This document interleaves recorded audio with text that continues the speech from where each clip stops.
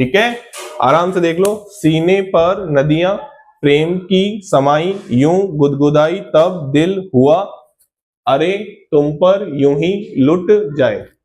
अगर आपको ये याद नहीं हुई तो ये मान के चलना कि क्वेश्चन तो सॉल्व नहीं होगा, क्योंकि आप नहीं रट सकते यार, कितनी ही आपकी पावर हो रटने की, आपको ऐसे सीक्वेंस में याद रखना ही पड़ेगा। क्लियर? चलिए अब मैं कॉन्फ़िगरेशन लिखना जा रहा हूं, ध्यान से सुनते जाना भाई, ठीक है।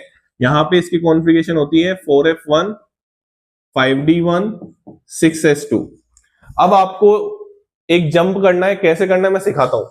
यहां पे आपको एक इलेक्ट्रॉन बढ़ाना है ना, यहाँ पे 59 पे जाओगे तो, अरे बढ़ाना है कि नहीं बढ़ाना, अब जितने भी लिखना है वो 5d0 लिखना है। अगर आपको 5d0 करना है तो एक इलेक्ट्रॉन तो इसका ऐड हो जाएगा, 4f2 हो गया, और एक इलेक्ट्रॉन और ऐड हो जाएगा, तो इसका जो कॉन्फ़िगरेशन होगा वो क्या होगा, 4f3 5d0। अब चाहे जीरो को लिखो चाहे मत लिखो, कोई दिक्कत वाली बात, 4f3 5d0 6s2, कोई दिक्कत। अब आपको दिमाग नहीं लगाना, अब आपको चलते जाना है, 4f2 5d0 6s2। आप जीरो को लिखें चाहे मत लिखें, एनसीईआरटी ने नहीं लिख रखा तो कंफ्यूजन मत हो जाना, ये लो मैं नहीं लिखता। 4f6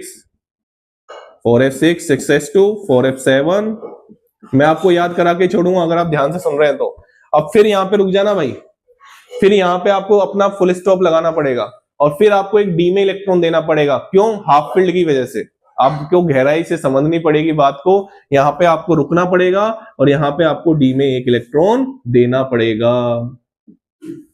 अब जो काम हमने सीरियम में किया था ना, वही काम यहां पे करना है। अब जीरो आएगा 5d0, एक इलेक्ट्रॉन तो यहां ऐड हो जाएगा और एक इलेक्ट्रॉन और ऐड हो जाएगा, तो बताओ इसका क्या हो जाएगा, 4f9 6s2।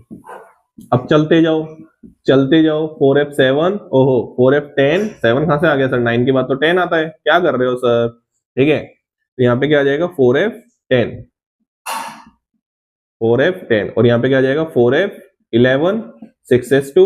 हाँ भाई इधर चलें, यहाँ पे क्या आ जाएगा 4f12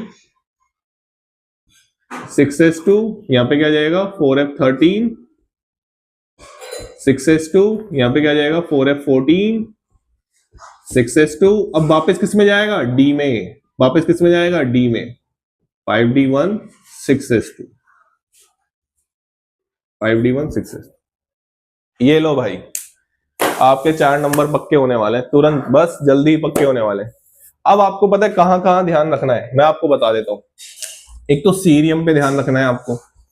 सीरियम पे क्यों ध्यान रखना है, मैं आपकी नॉलेज के लिए बता दूं, ठीक है। 12th क्लास में और 11th क्लास में दोनों की कॉन्फ़िगरेशन एनसीईआरटी में अलग दे रखी है। जब आप एटॉमिक